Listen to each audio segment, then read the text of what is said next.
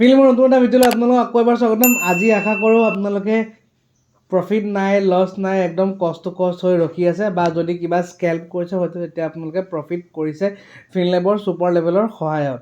আৰু লাষ্ট 2 দিনমানৰ পৰা আমি নিজেও মন কৰিছোঁ মাৰ্কেটখন ছাইডৱেজ এটা জোনত ফচি আছে, আৰু সেইটো কাৰণে কোনো এটা ট্ৰেণ্ডিং মোমেণ্টাম দিয়া নাই।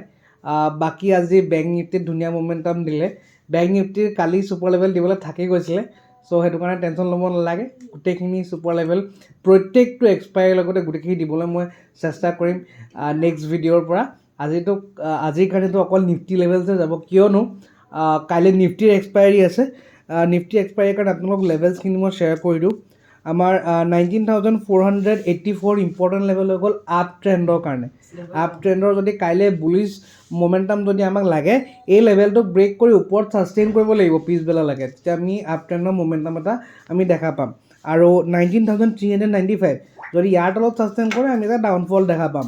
আৰু মোৰ এনালাইচিছৰ মতে যদি আপুনি ক'বলৈ যায়, কাইলৈ এটা বুলিছ মোমেণ্টাম পিছবেলালৈ দেখা পাব লাগে, যোনটো মোৰ এনালাইচিছে কয়। লেটছ চি কেনেকুৱা কি বিহেভ কৰে মাৰ্কেটে।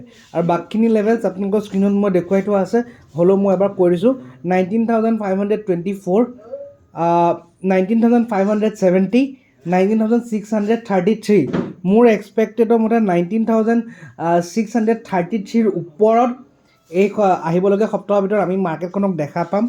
আৰু ডাউন ট্ৰেণ্ডৰ কাৰণে যদি চাবলৈ যাওঁ, 19,344, 19,303, 19,243 the lowest level in the coming weeks, যোনটো আমি দেখা পাব পাৰোঁ। Let's see how market behaves. গ্ল'বেলৰ বহুতখিনি ইয়াত ইম্পেক্ট থাকে। চ' এইখিনি আছিলে আজিৰ ভিডিঅ'ত। আপোনালোক লেভেল শ্বেয়াৰ কৰিলোঁ, অনলি ট্ৰেড ইন লেভেলছ।